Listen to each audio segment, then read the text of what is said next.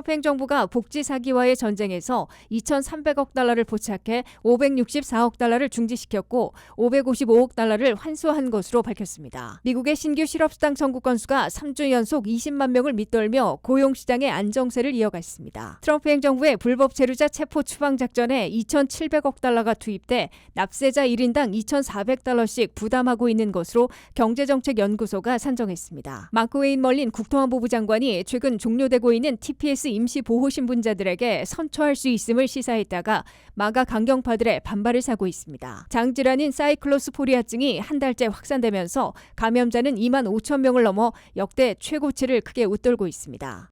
시청자 여러분 안녕하십니까? 워싱턴 뉴스 투데이입니다. 트럼프 행정부가 사기와의 전쟁에서 1년 반 동안 메디케어, 메디케이드, 푸드스탬프, 주택보조 등 복지 프로그램에서 2,300억 달러 상당의 사기 행위를 포착해낸 것으로 백악관이 밝혔습니다.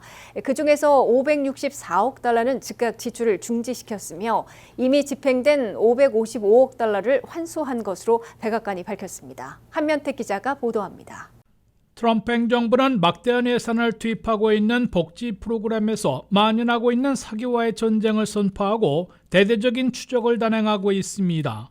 JD 벤스 부통령이 태스크포스를 직접 지휘하면서 주요 복지 프로그램들인 메디케어, 메디케이드, 푸스탬프, 주택보조 등에서 만연되어 있는 사기 행위에 대한 대대적인 수사와 조사를 벌이고 있습니다. 팬데믹 시절에 실시된 종업원 급여 지원 프로그램인 PPP, 중소기업청의 EIDL, 비상대출 등에서의 사기 신청과 지급에 대한 후속 조사도 진행해 왔습니다. 백악관이 6일 공개한 2025년 1월부터 올해 7월까지 1년 반 동안 사기와의 전쟁 결과 상당한 성과를 거둔 것으로 나타났습니다. 이 기간 중 사기 행위로 포착한 규모는 2,300억 달러에 달했습니다. 564억 달러는 지급을 즉시 중지시켰고 이미 지출된 555억 달러는 환수 조치했다고 백악관이 밝혔습니다. 사기 포착 2,300억 달러 가운데 가장 많은 부처는 연방보건복지부로 962억 달러에 달했습니다. 여기에는 CMS에서 관할하고 있는 메디케어, 메디케이드 사기 신청과 지급이 주를 이루고 있습니다. 연방농무부에서 포착된 사기 규모는 670억 달러인데 이는 대부분 SNAP, 즉 푸스탬프, 식료품 보조로 나타났습니다. 연방노동부에서 발표된 사기 금액은 70억 달러인데 팬데믹 시절 종업원 급여를 보장하면 무상 지원했던 PPP 프로그램 사기로 보입니다. SBA, 중소기업청에서 포착된 사기 규모는 1,229억 달러인데 이는 팬데믹 시절 긴급 대출했던 EIDL, 융자에서 부정신청과 융자를 밝혀낸 것으로 해석됩니다. 현 회계년도에서 신청됐다가 사기 의혹으로 지출이 중지된 예산 규모를 보면은 보건복지부의 메디케어와 메디케이드에서 461억 달러나 되고 SNAP 5억 8천만 달러이며 연방노동부 25억 달러, 중소기업청 13억 달러로 나타났습니다. 이미 제출된 부분을 환수한 규모를 보면 보건복지부의 메디케어, 메디케이드 지급분 305억 달러를 다시 걷어들였고 중소기업청의 긴급재난융자 226억 달러도 환수했습니다. WKTV 뉴스 한면택입니다. 미국의 신규 실업수당 청구 건수가 3주 연속 20만 명을 밑돌며 고용시장의 안정세를 이어갔습니다. 하지만 기업들이 해고뿐만 아니라 신규 채용도 줄이면서 고용시장의 활력이 떨어지고 있다는 우려도 나오고 있는데요. 전문가들은 겉으로는 안정적이지만 구직자들에게는 쉽지 않은 시장이라는 평가를 내놓고 있습니다. 안혜린 기자가 보도합니다. 미 노동부는 지난주 신규 실업수당 청구 건수가 19만 9천 건으로 집계됐다고 발표했습니다. 한 주 전보다 1,000건 늘었지만 시장 전망치인 20만 4천 건은 밑돌았습니다.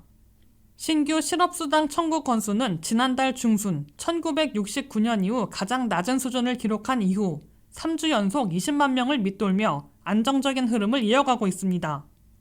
2주 이상 실업수당을 신청한 계속 실업수당 청구 건수는 180만 1,000건으로 소폭 증가했습니다.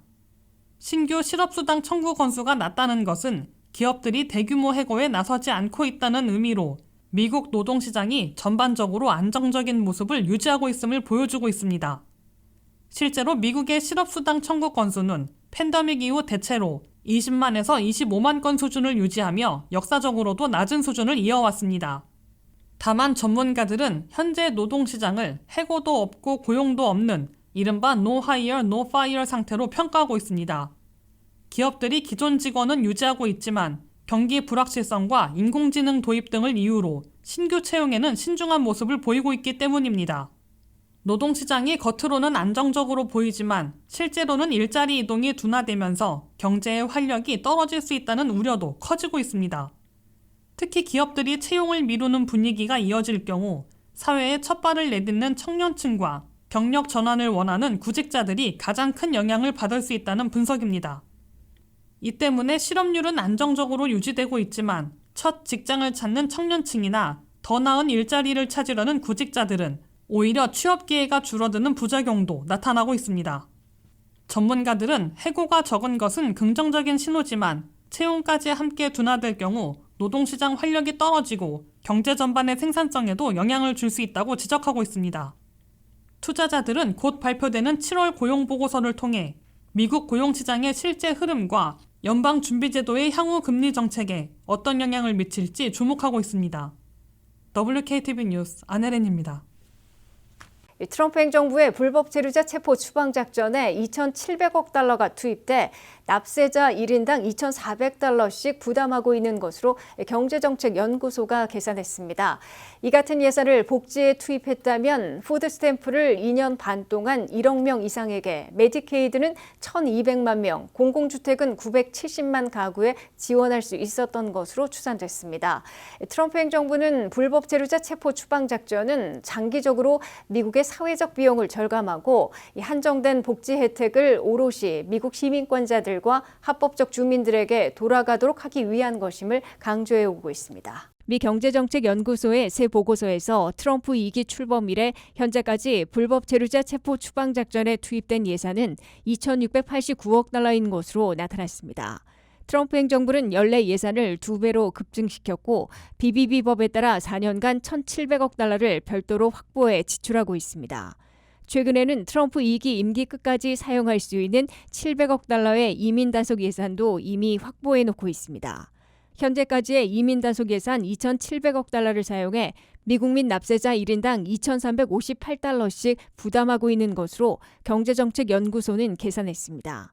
트럼프 행정부는 1년 반 동안 불법 체류자 95만 명을 추방하고 220만 명은 스스로 떠나도록 해 320만 명을 줄인 것으로 추산되고 있습니다. 최근에도 6월과 7월 매달 불법 체류자 체포 숫자가 늘어나고 있는 것으로 나타났습니다.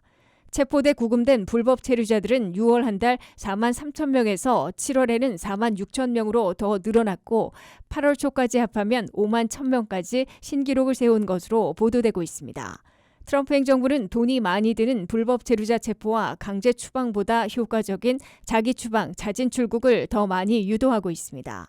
불법 체류자 한 명을 체포해 구금하고 있다가 강제 추방하는 데에는 18,200달러가 소요되고 있습니다. 반면 자기 추방, 자진 출국을 신고하고 미국을 떠나는 불법 체류자들에게는 무료 항공권과 출국 보너스로 평균 2,600달러를 지급하고 있습니다. 강제 추방보다는 자기 추방 시 1인당 최소 5,100달러씩을 절약할 수 있는 것으로 계산되고 있습니다. 이런 가운데 경제정책연구소는 이민 단속 예산을 복지에 투입할 경우 푸드 스탬프의 경우 트럼프 남은 임기 2년 반 동안 1억 1,800만 명에게 제공할 수 있을 것으로 추산했습니다. 메디케이드 의료보험 지원에 투입할 경우 1,200만 명에게 혜택을 줄 수 있을 것으로 산정했습니다. 저렴한 공공주택을 지원할 경우에는 970만 가구에게 혜택을 줄 수 있을 거란 추산을 하고 있습니다. 마크 웨인 멀린 국토안보부 장관이 최근 종료되고 있는 TPS 임시보호신분자들에게 선처할 수 있음을 시사했다가 마가 강경파들의 반발을 사고 있습니다. 이에 멀린 장관은 즉각 TPS 임시보호신분이 종료되면 미국을 떠나야 한다고 밝혔으나 마가 강경파들 사이 여전히 초대형 불법 체류자 체포 추방 작전을 지휘해야 하는 국토안보부 장관에 적합하지 않다는 비판의 목소리가 나오고 있습니다. 한면태 기자가 보도합니다.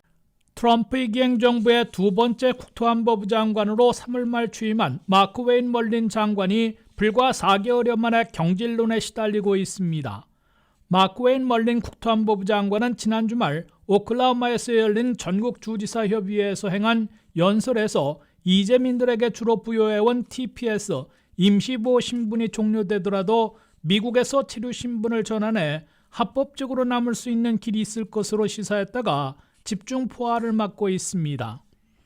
멀린 국토안보부 장관은 각 주지사들에게 미국은 미국인 우선이지만은 우리가 필요로 하는 만큼 노동력이 부족한 곳에서는 외국인 노동력을 이용할 합법적인 길을 찾아야 한다고 밝혔습니다. 이는 베네수엘라 출신 60만 명에 이어 하이티 출신 33만 명 등 130만 명이나 TPS에 잇따른 종료로 미국을 떠나라는 출국령을 받고 있으나 다른 비자나 영주권으로 전환하면 미국에 계속 머물 수 있는 길이 있음을 시사한 것으로 해석됐습니다.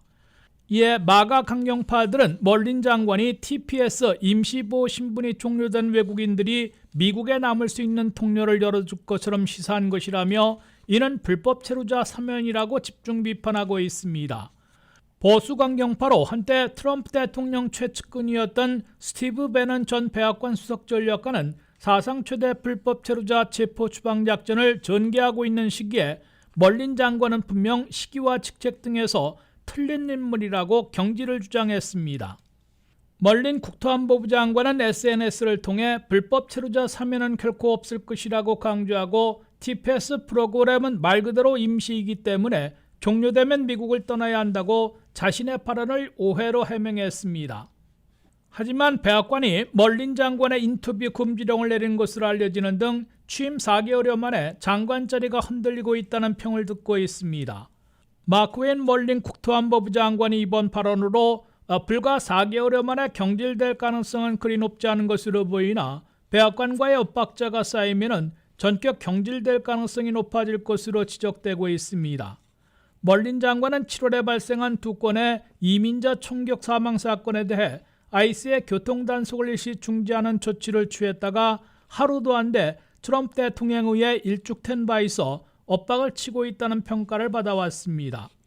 적어도 멀린 장관이 시사한 교통단속 중지나 TPS 종료자들에 대한 선처 방안은 물 건너간 것으로 보이고 자신의 장관 자리를 지키기 위해 더욱 강경한 이민 단속에 앞장서게 될 것으로 예상되고 있습니다. WKTV 뉴스 한면택입니다. 미국에서 장내 기생충 감염병인 사이클로스포리아증이 한 달 넘게 확산하고 있습니다. 감염 사례는 이미 역대 최고치를 넘어섰고 집단 감염 지역도 계속 늘고 있는데요. 보건당국은 여름철 신선 채소와 과일 섭취 시 각별한 주의를 당부했습니다. 안혜린 기자의 보도입니다. 기생충 감염으로 발생하는 장 질환, 사이클로스포리아증이 좀처럼 진정되지 않고 있습니다. 현재까지 감염 사례가 보고된 곳은 미국 내 47개 주, 집단 감염이 확인된 지역도 기존 9개 주에서 15개 주로 늘었습니다. 보고된 감염자는 2만 5천 명을 넘어 이미 2019년 기록했던 역대 최고치를 크게 웃돌았습니다. 앞서 보건복지부는 확산세가 통제되고 있다고 밝혔지만 이후에도 신규 감염이 이어지면서 방역 당국은 감염 경로를 계속 추적하고 있습니다. 사이클로스포리아증은 분변 등에 오염된 물이나 신선한 과일, 채소를 통해 감염되는 장 질환입니다. 대부분 설사와 복통, 메스꺼움, 식욕부진 등의 증상을 보이며 건강한 사람은 회복되는 경우가 많지만 면역력이 약한 사람이나 기저질환자는 중증으로 악화될 수 있습니다. 실제로 미시간주에서는 기저질환을 앓던 환자 2명이 감염 이후 숨졌습니다. 이번 사태의 여파는 외식업계로도 번지고 있습니다. 양상추 소비가 급감하면서 샐러드 전문업체 샐러드앤고는 파산 보호를 신청했고 타코벨과 치폴레 등 생채소를 사용하는 외식업체들도 매출 감소를 겪고 있습니다. 다만 보건당국은 문제가 되는 식재료가 양상추만은 아니라고 강조했습니다. 아르골라와 로메인 상추, 스프링 믹스 등 샐러드용 잎채소와 일부 허브와 과일도 감염원으로 확인된 사례가 있어 생채소 전반에 대한 주의가 필요하다고 설명하고 있습니다. 미 보건당국은 사이클로스포리아증을 예방하기 위해 생으로 먹는 채소와 과일은 흐르는 물에 충분히 세척하고 식품의약국의 미콜 대상 식품인지 반드시 확인할 것을 권고했습니다. 또 손을 자주 씻고 설사 증상이 있는 사람은 음식 조리를 피하는 것이 감염 확산을 막는 데 중요하다고 강조했습니다. 다만 사이클로스포라는 일반적인 소독제만으로는 제거되지 않을 수 있어 보건당국은 리콜 대상 식품은 섭취하지 말고 즉시 폐기하거나 반품할 것을 당부했습니다. 또 과일과 채소를 손질할 때는 육류나 해산물을 다루는 조리도구와 분리해 교차 오염을 막고 샐러드용 채소도 가능하면 한 장씩 꼼꼼히 씻은 뒤 냉장 보관하는 것이 도움이 된다고 조언했습니다. 전문가들은 여름철에는 고온다습한 환경으로 식품 오염 위험이 커지는 만큼 특정 식재료만 피하기보다 신선식품 전반의 세척과 보관에 평소보다 각별한 주의가 필요하다고 강조했습니다. WKTV 뉴스 안혜린입니다. 이상으로 워싱턴 뉴스투데이를 마치겠습니다. 시청해주신 여러분 고맙습니다.